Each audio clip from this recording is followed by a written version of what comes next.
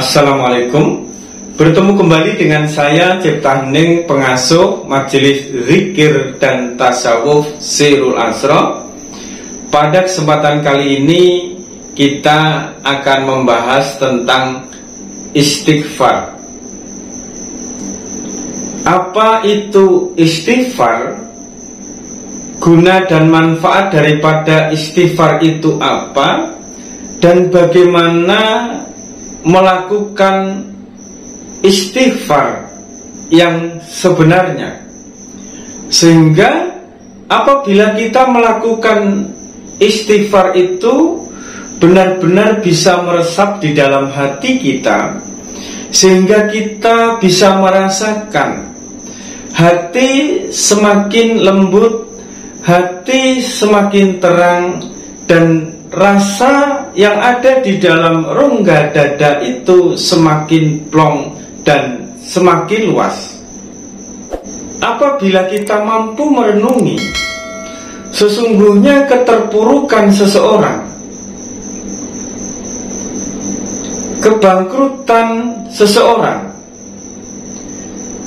hinanya seseorang, itu disebabkan oleh istighfarnya yang tidak sungguh-sungguh, istighfar yang tidak mampu membuat hatinya tenang, membuat hatinya nyaman, dan membuat hatinya terang. Lalu bagaimana istighfar itu mampu membuat hati itu tenang, hati itu terang, sehingga keterpurukannya, kebangkrutannya di dalam kehidupan itu berangsur-angsur bangkit, berangsur-angsur pulih menuju kesuksesan di dalam hidup. Sesungguhnya istighfar itu tidak hanya memohon ampun kepada Allah, akan tetapi mengamalkan istighfar di dalam perilaku, di dalam perbuatan, di dalam sikap, di dalam perkataan, dan di dalam penerimaan. Karena yang dimaksud istighfar itu adalah diri kita, memohon ampun kepada Allah dari segala sesuatu kekilafan kita, kelalaian kita, dan kesalahan kita. Dan sebagai tanda apabila permohonan ampun kita kepada Tuhan itu diterima adalah hati kita mudah memaafkan orang lain dan mudah meminta maaf kepada orang lain.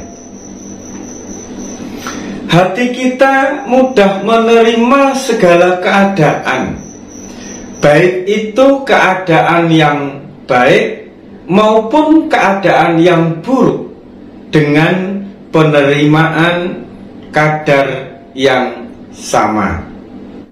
Apabila diri kita belum memaafkan kesalahan-kesalahan orang lain, hati kita masih mendendam kepada seseorang, hati kita masih sakit hati kepada seseorang, ketahuilah bahwa rasa sakit hati yang kita pendam, rasa dendam yang kita pendam, bisa menjadi noda di dalam hati kita, dan noda itu mampu mengeraskan hati kita dan selanjutnya mematikan hati kita. Apabila hati telah mati, maka Tuhan dan alam akan menegur kita dengan datangnya sebuah masalah, dengan datangnya sebuah bala, dengan datangnya kebangkrutan, keterpurukan, baik dari segi rezeki, usaha, kesehatan, keluarga, kehormatan kita di masyarakat, dan lain sebagainya. Apabila Tuhan dan alam itu telah menegur kita dengan datangnya masalah, dengan datangnya bala, maka yang kita lakukan adalah bagaimana kita cepat-cepat introspeksi diri, menata hati, menyelam ke dalam diri kita sendiri. Apakah hati kita masih ada rasa dendam, rasa sakit hati, rasa iri hati kepada orang-orang di luar diri kita? Apabila diri kita belum ridho di dalam menyikapi setiap perilaku orang lain di dalam kehidupan kita, ketahuilah sesungguhnya Tuhan pun belum ridho kepada diri kita, walaupun diri kita telah memohon ampun dengan memperbanyak istighfar.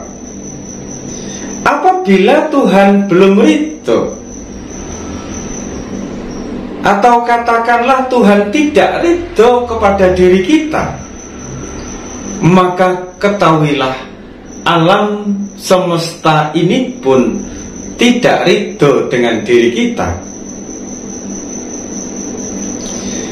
Alam semesta itu termasuk keadaan, termasuk kondisi, baik itu kondisi ekonomi, keluarga, usaha, kesehatan, dan lain sebagainya, akan mempersulit kita, akan mendatangkan masalah di dalam kehidupan kita, akan mendatangkan ujian-ujian di dalam kehidupan kita. Maka apabila diri kita sedang mengalami keterpurukan, baik itu dari segi ekonomi, keluarga, usaha, kesehatan, dan lain sebagainya, maka kita tidak perlu menyalahkan sesuatu di luar diri kita.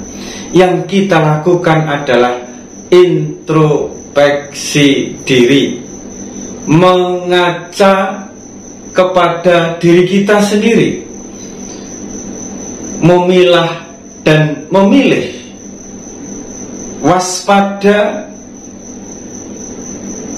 ke dalam diri kita sendiri, menimbang mana yang baik, mana yang buruk.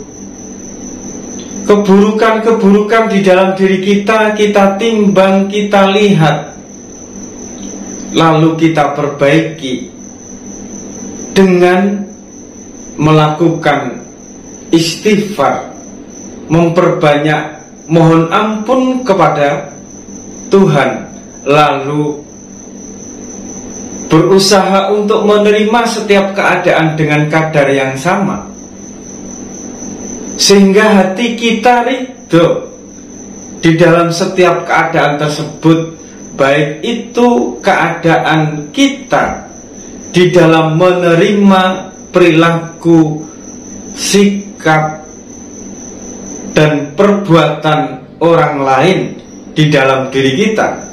Begitu juga kita harus ridho dan menerima dengan kadar yang sama setiap keadaan, suka maupun duka di dalam kehidupan kita. Dengan demikian, maka istighfar kita akan mampu melapangkan dada kita, akan mampu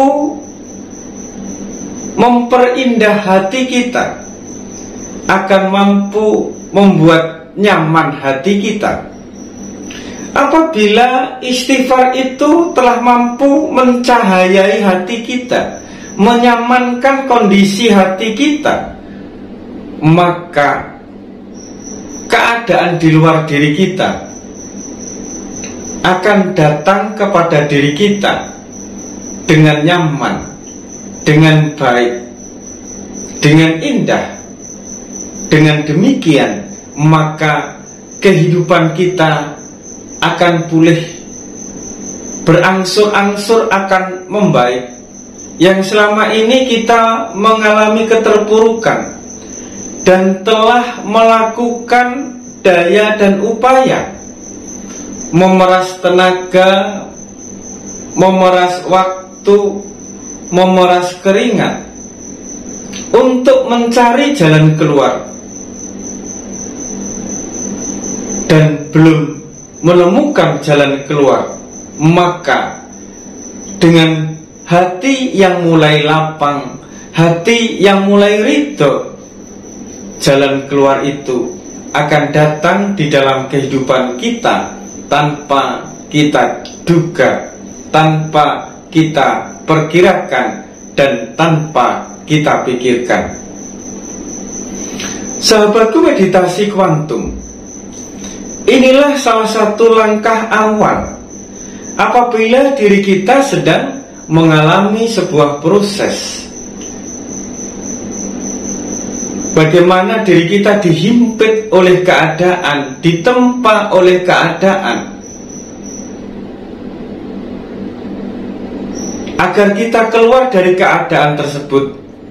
Jalan satu-satunya adalah dengan memperbanyak istighfar dan belajar menerima serta ridho di dalam setiap perbuatan dan perilaku orang lain terhadap diri kita. Begitu juga kita belajar ridho dan menerima segala sesuatu itu dengan kadar yang sama. Istighfar adalah hablum minallah, yaitu hubungan dengan Tuhan kita. Tetapi sesungguhnya di dalam hablum minallah ini tidak sempurna perjalanan hablum minallah seseorang apabila dia tidak menjalin hubungan yang baik dengan hablum minannas, yaitu dengan sesamanya. Ibadah ritual kita kepada Tuhan begitu baik, maka kebaikan kita kepada Tuhan itu, kecintaan kita kepada Tuhan itu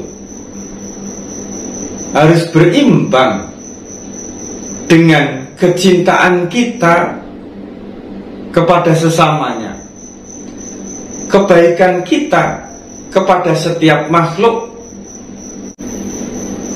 Karena sesungguhnya hablum minallah adalah hablum minannas. Hubungan dengan Tuhan adalah hubungan dengan semesta. Apabila kita mementingkan hubungan dengan Tuhan dan hubungan dengan semesta kurang kita pentingkan, maka alam itu akan diutus oleh Tuhan kita untuk mempersulit kehidupan kita. Mencintai Allah, mencintai Tuhan, berarti mencintai makhluknya. Mencintai bukan berarti melekat. Mencintai bukan berarti mencengkram. Mencintai adalah memelihara, memperhatikan, menjaga agar alam semesta ini selaras dengan diri kita, sebagaimana diri kita itu selaras dengan Tuhan kita. Cukup sekian, semoga manfaat. Ingat, tetap waras dan tetap fokus. Wassalamualaikum warahmatullahi wabarakatuh.